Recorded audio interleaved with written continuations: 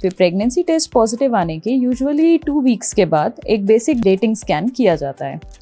तो इस स्कैन में हमें ये पता लगता है कि बच्चे की हार्ट बीट आई है या नहीं, प्रेगनेंसी यूट्रस के ही अंदर लोकेटेड है या नहीं, कहीं ट्यूब में तो नहीं फंसी, कहीं सर्विक्स में तो नहीं लगी।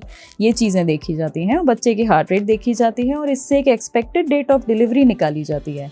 जब 12 वीक्स की हो जाती है प्रेगनेंसी, तब 12 वीक्स में एक इम्पॉर्टेंट टेस्ट होता है जिसे कि डुअल मार्कर कहा जाता है। डुअल मार्कर एक ब्लड टेस्ट होता है जिसमें कि ये देखा जाता है कि जो कॉमनली पाए जाने वाले एन्यूप्लॉइडीज़ हैं, यानी कि जो क्रोमोसोमल एबनॉर्मेलिटीज़ बच्चे में हो सकती हैं, जैसे Down syndrome, Patau's syndrome, Edward syndrome, इनके होने की क्या संभावना है। ये एक स्क्रीनिंग टेस्ट है जिसमें कि रिस्क असेसमेंट मिलता है कि ये प्रेगनेंसी लो रिस्क है, मीडियम रिस्क है या हाई रिस्क है। एक इम्पॉर्टेंट सोनोग्राफी भी की जाती है जिसे एंटी स्कैन कहा जाता है।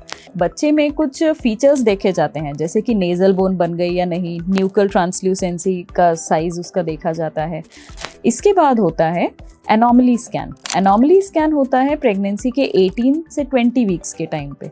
इस समय ये एनॉमली स्कैन एक मेजर सोनोग्राफी होती है, बड़ी सोनोग्राफी जो टाइम टेकिंग होती है और इसमें बच्चे के एक एक ऑर्गन को एनालाइज किया जाता है कि सारी चीज़ें ठीक से ग्रो हो रही हैं या नहीं।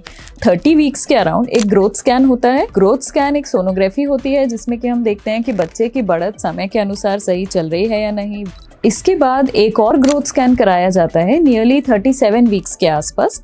तब हम वापस यही देखते हैं कि ग्रोथ और लाइकर कैसा है, बच्चे का वजन कितना है। Thank you.